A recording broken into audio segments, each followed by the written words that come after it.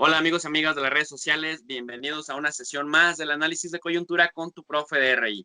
Amigos y amigas, el día de hoy estamos de manteles largos porque tenemos a una invitada que es experta en el conflicto armado en Colombia.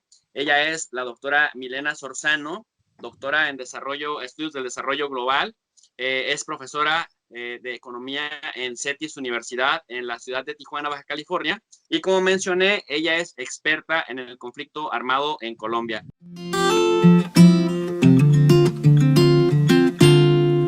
Doctora Milena, muchas gracias por aceptar la invitación. No, pues muchísimas gracias a usted por la invitación y pues por poder tener el espacio para hablar un poquito sobre Colombia y sobre un poco el contexto que durante tanto tiempo nos ha agobiado. Muchísimas gracias. Al contrario, doctora Milena, fíjese que parte del objetivo de esta plataforma de Tu Profe de RI es acercar la educación universitaria a la gente de forma gratuita, es decir, socializar la educación universitaria. Y entonces, pues la dinámica es que los doctores, los académicos que hacen investigación, de alguna manera la socialicen con la gente de nuestra plataforma y que, bueno, en ese orden de ideas, que puedan acceder, decía yo, de manera gratuita a pues lo más relevante que es, más allá de la docencia, la investigación. Y en ese orden de ideas, pues reitero mi agradecimiento porque finalmente eres una experta en el tema del conflicto armado en Colombia, no solamente por ser colombiana, sino porque tu tesis de doctorado justamente está basada en el estudio del mismo.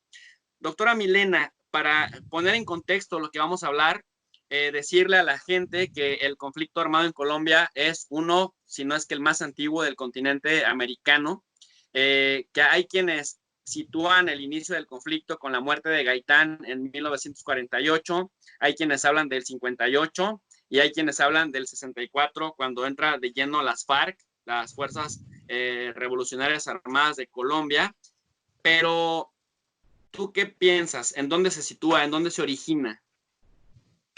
Bueno, pues sí, es una pregunta compleja. Así como usted lo menciona, yo creo que no hay unanimidad, por lo menos científica o académica, sobre una fecha exacta en la que pueda hablarse del inicio del conflicto armado colombiano. Y hay muchos elementos para poder acentuar esto. 1964 creo que es uno de los elementos más importantes porque es donde las Fuerzas Armadas Revolucionarias de Colombia, Ejército del Pueblo, se conforman como organización, como una organización insurgente, alzada en armas, pero hay un contexto mucho más profundo y por suscitar de eventos que han estado presentes y que marcaron de una u otra manera la violencia colombiana. Y no necesariamente obedecen al año 1948, que es la muerte de Gaitán, como usted lo menciona, porque si bien muchos autores lo mencionan como un momento en el que hubo un colapso parcial del Estado, la violencia ha estado presente desde mucho tiempo atrás en territorio colombiano. Si bien es posible hablar por lo menos de la Guerra de los 1000 días, yéndonos a un momento inicial, continuamente en los años 20 también hubo una serie de conflictos agrarios bastante fuertes. En el 28 hablar también de la masacre a las bananeras, donde 1800 trabajadores fueron asesinados, también es un elemento importante. En los años 30 hablar de violencia interpartidista, con esa cuestión constante de lucha entre conservadores y liberales. En el 46 empieza a acentuar la violencia política y en el 48 pues ya hablamos de un determinado evento que hace que también la población se movilice. Entonces la violencia es un elemento constante en la historia colombiana y desafortunadamente también es un elemento constante en la actualidad. Pero si necesitamos fechas específicas, 48 y 64 son dos elementos en donde es la muerte de Gaitán y las FARC coincidiendo con lo que usted señala, doctor. Doctora Milena, cuando hablamos de Colombia y de su historia violenta, ¿a qué nos referimos? Porque se escucha hablar de los paramilitares, se escucha hablar de las guerrillas, se escucha hablar de la Policía Nacional, del Ejército Colombiano, de los narcos, el cartel de Medellín, el cartel de Cali. La pregunta es, ¿estos son los actores del conflicto armado en Colombia o a qué actores nos referimos cuando escuchamos lo que acabo de mencionar? Bueno, pues hablar de actores también, bueno, existen gran cantidad de personas, de organizaciones y de cuestiones involucradas en todo esto. Y también aquí es importante hablar un poquito sobre causas, qué origina el conflicto y esto pues denotaría o ayudaría a establecer y analizar los actores. Inicialmente, pues la insurgencia, que creo que es el que más impacto tiene por ser una organización insurgente que le da una contraposición y obedece a un enfrentamiento constante del Estado, es uno de los actores protagónicos, pero no es el único, ni tampoco el único que generó en su momento una gran cantidad de víctimas. También podríamos hablar del Estado como un actor en la misma medida. ¿Qué significa? Que el Estado no es una víctima, como en algunos momentos se puede haber defendido, sino también que es un perpetrador de este mismo conflicto armado. También incide en su continuidad y es un victimario que de una u otra manera también se enfrentó con estrategias de guerra a este grupo insurgente. Y a partir de eso, pues hay muchos más elementos que también se hicieron actores del conflicto. Hablar de paramilitarismo también, ya conocemos un poquito sobre la cuestión de las cooperativas Convivir en los años 90, donde el Estado necesitaba de una u otra manera un respaldo organizativo, pero que él pudiera hacer lo que oficialmente no podía hacer.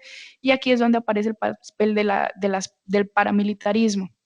También hay un elemento de un actor que muchas veces pues sí, se denota y se conoce, pero que también es importante mencionar lo que es la influencia norteamericana, pero no de todo Estados Unidos, porque hay elementos poblacionales de Estados Unidos que no están muy de acuerdo, muy arraigados con esta idea, pero sí básicamente con una parte estadounidense que tiene intereses propios, intereses específicos y que genera también elementos para hacer parte y para influir en esta prolongación y en esta continuidad del conflicto armado colombiano.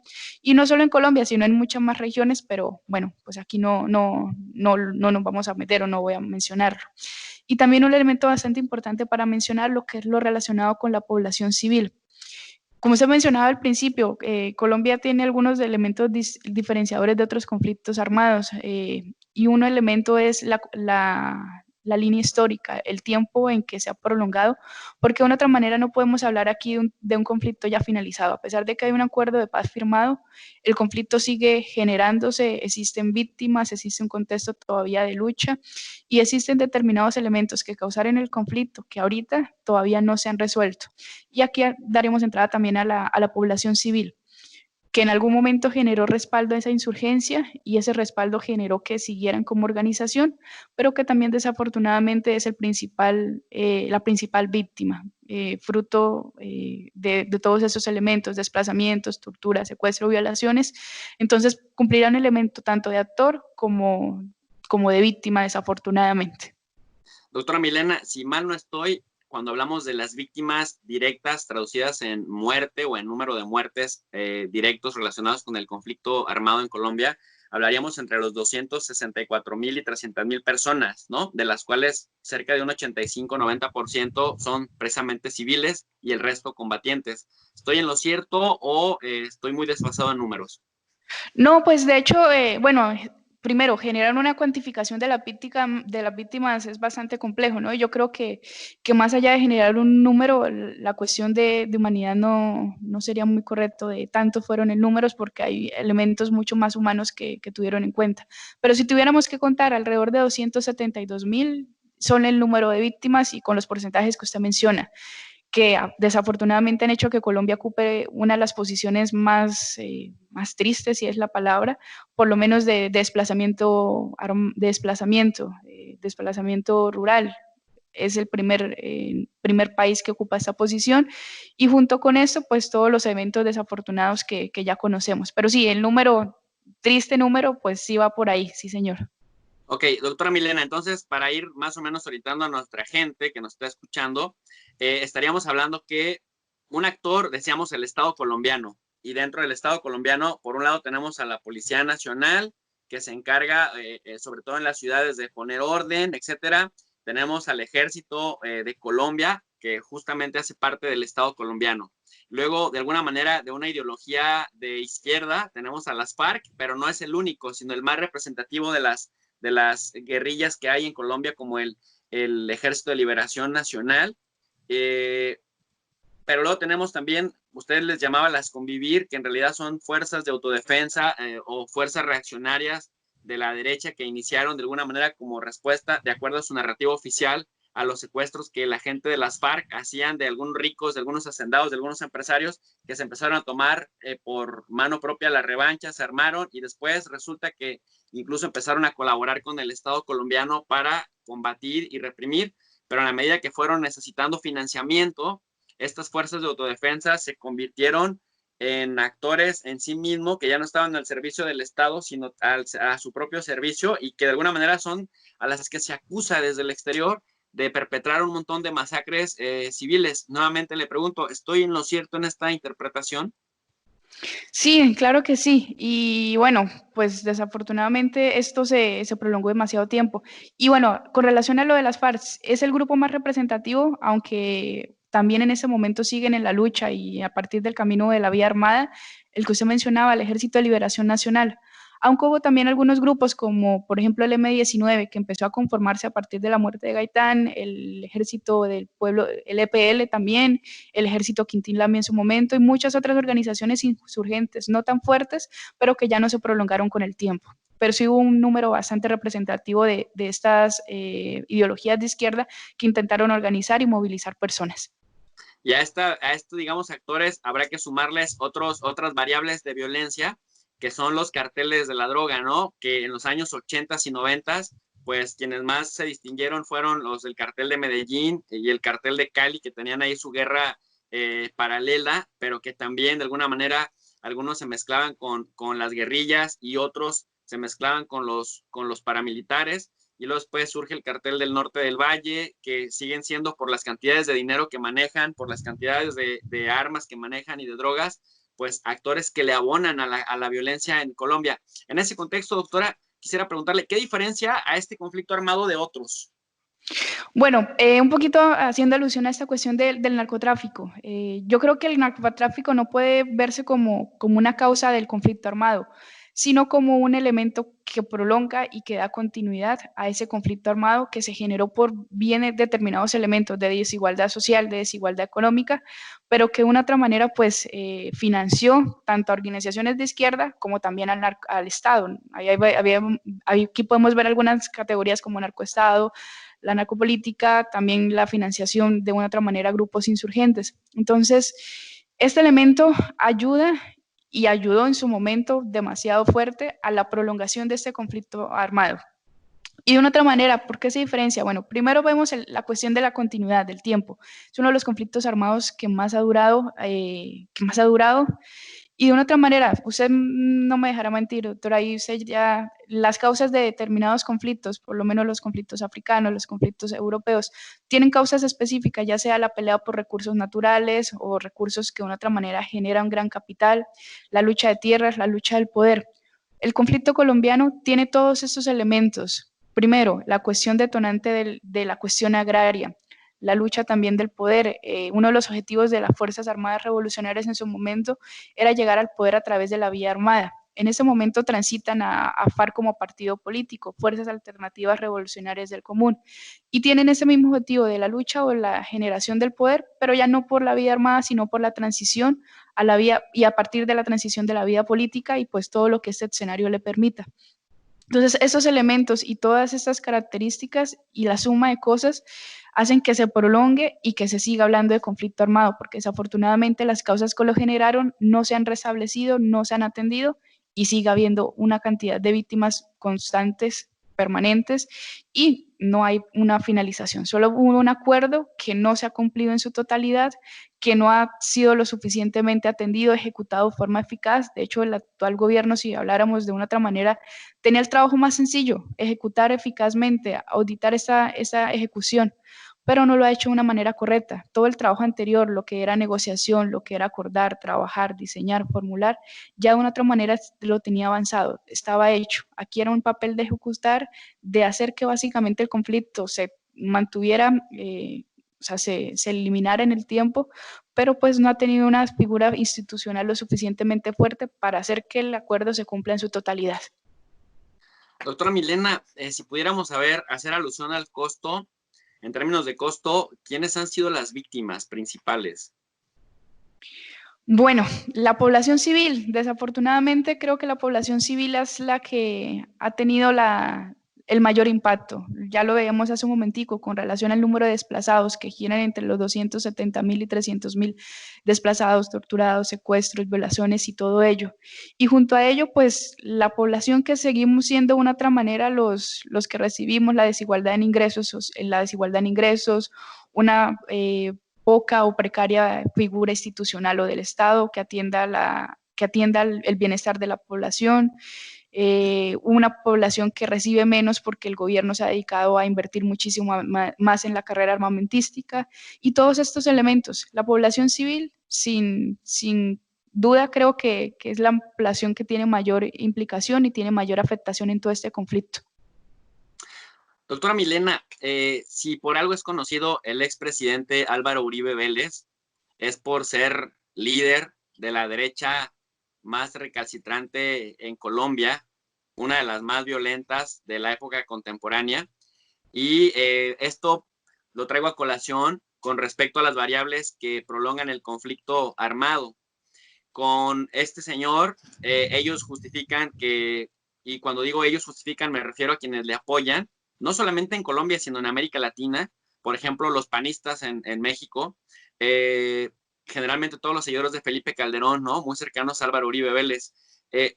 Este señor justificaba que por un lado él había atajado parejo tanto a los grupos de paramilitares que los había enviado, los había extraditado a Colombia, a Estados Unidos desde Colombia, y por otro lado en su ataque a las FARC, que no iba a premiar la violencia de las FARC, a los que trataba de terroristas, que no los iba a premiar con negociaciones de paz. Cuando sale del poder y que al parecer se quedaba uno de sus protegidos, o como le decimos en México, uno de sus delfines, que fue el presidente Juan Manuel Santos, Álvaro Uribe Vélez fue uno de los principales detractores de estas, digamos, negociaciones de paz, que además se llevaron a cabo en la isla de Cuba, teniendo a Cuba de alguna manera como el mediador o como el testigo de honor de estas charlas entre el gobierno colombiano encabezado por Juan Manuel Santos y por Timochenko y algunos otros líderes de las FARC que finalmente deponían las armas a cambio de convertirse en un partido político. En términos entonces de los factores que prolongan el conflicto, ¿qué tan influyente ahora que llega Iván Duque al poder en Colombia sigue siendo esta corriente uribista? Bueno, en términos de prolongación, incide muchísimo. Aquí básicamente la prolongación obedece a que las causas estructurales que generan el conflicto no han sido atendidas. Y en esas causas estructurales, ¿cuáles son? Entonces, hablamos de la debilidad institucional, una precaria presencia del Estado que no pudo mantener el monopolio de la violencia legítimamente, que sigue perpetuando la desigualdad de los ingresos, que sigue perpetuando la poca participación o la poca posibilidad de participar políticamente, la cuestión de qué es el factor detonante, que es la cuestión agraria, la propiedad de tierra en manos de unos pocos y una población bastante elevada que no tiene los sustentos necesarios o que no puede hacer o que no puede poner a trabajar esa tierra. Entonces, estos elementos han sido todavía elementos que siguen perpetuando y que de una otra manera inciden en la política de Álvaro Uribe, que como hemos visto muchos elementos, terrateniente, que tiene intereses propios y que ha tenido pues mucha influencia norteamericana, Plan Colombia, Plan Mérida aquí replicado en México, con muchos elementos que hacen que esos intereses propios sigan preponderando, que sigan siendo muchos más importantes que los intereses propios o el bienestar de la población total. Entonces hay un papel protagónico bastante importante que incide en que esta política sea igual con las cuestiones de la seguridad democrática, que lo que es la inversión en la seguridad democrática, la inversión en la carrera armamentística, siga siendo mucho más alta también por esos mismos intereses y le quiten presupuesto nacional para la atención y para el otorgamiento de bienes básicos para la población. Entonces sí hay un elemento bastante importante que de una otra manera sigue manejándose tal vez de una forma diferente con Duque, con esas cuestiones de la pandemia, con toda esta cuestión de la coyuntura, pero que están latentes y que siguen estando presentes. A su juicio, doctora Milena, ¿cómo está tratando Colombia o cómo está conviviendo a la par con el tema del COVID-19 y con el tema de, pues, no, de evitar que se prolongue el conflicto o de poner de alguna manera orden? Porque en su campaña presidencial también Iván Duque fue muy crítico de las negociaciones de paz de Juan Manuel Santos con las FARC. Ahora, en este contexto, que le truenan a él muchas cosas, muchas situaciones políticas en las manos y que de pronto pareciera un presidente solitario, perdido, peleado incluso con las mismas huestes uribistas que lo llevaron al poder. ¿Cómo evalúa usted el trabajo que está haciendo Duque, tanto con el COVID como con el tema del conflicto armado? Mañana he despertado y Duque chao, Duque chao, Duque chao, chao, chao. Una mañana he despertado y hemos sacado al impostor. Colombiano, vamos a la lucha. Y a Duque chao, Duque chao, Duque chao, chao, chao. Colombiano, vamos a la lucha, vamos a salvar nuestro país. Bueno, es una pregunta bastante compleja.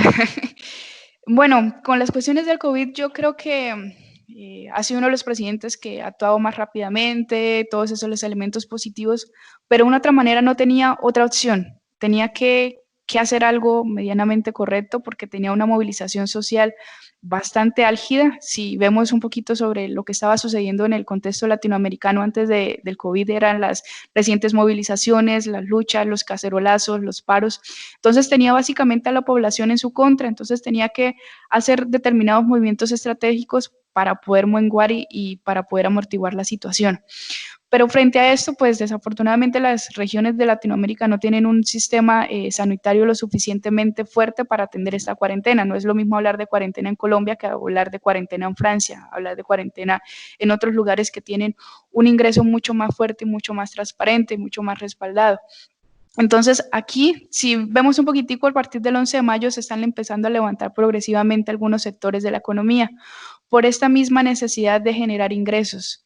Entonces, aquí el gobierno, más allá de un ataque directo contra el gobierno, también se trata de generar espacios de reflexión que tiene que hacer básicamente movimientos en pro de la población, asegurar las medidas sanitarias, pero también hacer que el acuerdo de paz sea una prioridad. Si nosotros revisamos un poquitico números, podemos ver que desde el momento en que se acordó, se firmó la paz en el año 2016, hasta lo que va este año, 197 excombatientes han sido asesinados.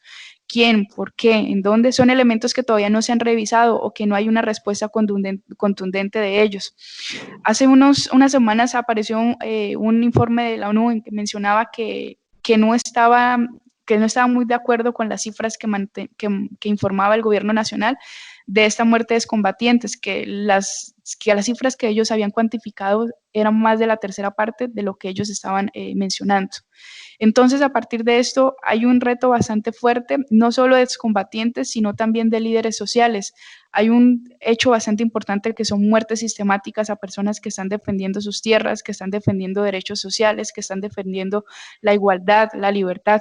¿Y por qué? Por esas mismas razones, porque hay una estructura bastante fuerte que quiere generar un muro, si es la palabra, y seguir defendiendo sus intereses propios y sus intereses particulares.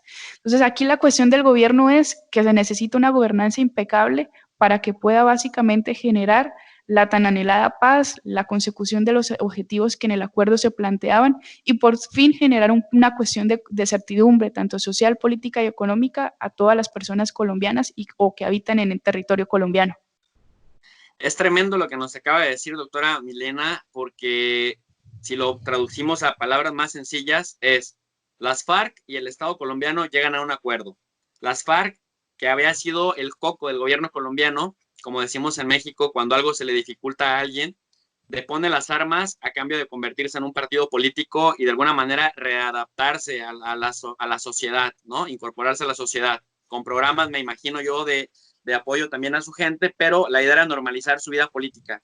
El Estado colombiano acepta con Juan Manuel Santos, se compromete a aceptar a las FARC, a aceptar esa transición, el desarme a cambio de una incorporación pacífica a la vida política, pero pierde las elecciones. De alguna manera, la gente a la que apoya a Juan Manuel Santos, gana Iván Duque de las huestes uribistas, que son archienemigas de las FARC, y casualmente cuando empiezan a deponer las armas y empiezan a hacer este ejercicio de incorporarse pacíficamente a la vida política, empiezan a asesinar a líderes sociales, como bien lo menciona. ¿Es correcto esta interpretación que estoy haciendo o me desfasé en algo? No, pues es que el punto es de que la disputa de poder siempre ha estado presente. Y ahorita en el escenario actual, pues no es una cosa diferente. En el momento en que las personas empiezan a movilizar socialmente, en que empiezan a poner en jaque de una otra manera al Estado, pues este tiene que generar estrategias para seguir manteniendo su monopolio de poder. Y desafortunadamente las estrategias no son muy transparentes ni muy justas como lo podemos ver. Asesinatos, torturas, muertes sistemáticas y esta cantidad de eventos que ponen en detrimento pues el bienestar de la población. De acuerdo con el CIPRI, el Centro de Estudios para la Paz, de Investigación de Estudios para la Paz de Estocolmo, uno de los más prestigiosos en cuanto a la contabilidad de lo que los países gastan en defensa y en armamento, es decir, el gasto público en armamento, Colombia es, junto con Brasil y Chile, uno de los países que más gastan en América Latina justamente en este rubro. En ese contexto, aunado a lo que menciona la doctora Milena, ¿cuál es el escenario futuro? ¿Cuáles son las expectativas de futuro para Colombia, para los colombianos, en este contexto, pues por un lado de la crisis que se nos viene, de la recesión económica que se nos viene con el COVID-19 y las economías paralizadas en el mundo, y por otro lado con este inacabable conflicto armado, a pesar de la firma de paz que se había llevado a cabo con Juan Manuel Santos? Bueno, pues expectativas a futuro, yo creo que nos enfrentamos a la incertidumbre en todos los ámbitos y en todas las directrices políticas, sociales y económicas. ¿Por qué? Porque al actual gobierno aún le faltan un par de años para seguir gobernando y de una otra manera no ha hecho cosas diferentes o cosas que realmente puedan generar un cambio. Y los resultados los vemos, como hace un momentico mencionábamos, de la cantidad de personas muertas, la incertidumbre. Las cuestiones de transición de la vida de guerra o la economía de guerra a la vida civil, pues está permeado por algo que en la insurgencia es la famosa economía social o cooperativismo. Ellos tienen, a partir de este marco, de este acuerdo de paz, crean Ecomún, que es la cooperativa que permite esta transición a partir de la implementación de proyectos productivos, transitar, generar proyectos productivos, generar ingresos y con ello pues hacer mucho más fácil su cambio de vida. Son personas que duraron más de 30, 20, 10 años y que lo único que conocían era este enfrentamiento armado. Entonces aquí básicamente, si desde este momento y con lo que va al acuerdo de paz, estas garantías no han sido cumplidas, Ecomún no tiene el dinero suficiente, hay vacíos legales, hay vacíos educativos, hay vacíos presupuestarios. Desafortunadamente no hay un elemento que pueda decirnos el futuro colombiano va a ser un poco más positivo y con esto no quiero llamar a la pena ni nada de esto. Había un futuro muy alentador, hay un futuro esperanzador en el momento en que se firma el acuerdo de paz, pero todos los elementos junto a la crisis económica que desafortunadamente viene y que ya nos está afectando, pues es la incertidumbre. Y aquí básicamente vuelvo a mencionar lo que decía lo que mencionaba hace un momento. El elemento pues de éxito es una gobernanza impecable que la verdad no se ve muy cerca de ser cumplida o de ser ejecutada.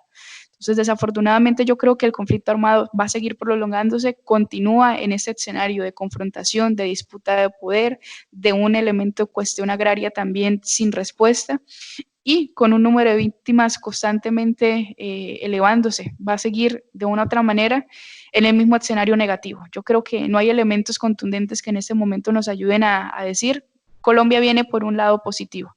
Desafortunadamente no creo que sea el escenario y esperaría equivocarme. Pues es que, como dice bien, las condiciones estructurales que originaron el conflicto hace más de 6 décadas finalmente siguen ahí presentes, o muchos de sus elementos siguen ahí presentes, y mientras la cuestión estructural no cambie, difícilmente las cuestiones de coyuntura pueden cambiar.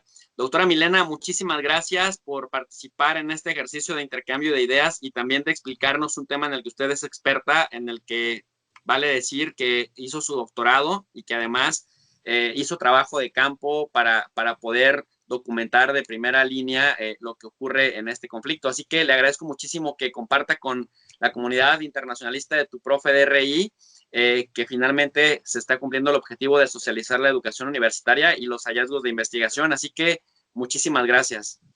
Nada, doctor, muchísimas gracias a usted, muchísimas gracias por estas aperturas, por estos espacios y bueno, que sigan aumentando sus seguidores. Es importante generar educación desde espacios de la academia y lo más importante es tener información certera y segura de lo que sucede para poder tomar decisiones también igual de correctas.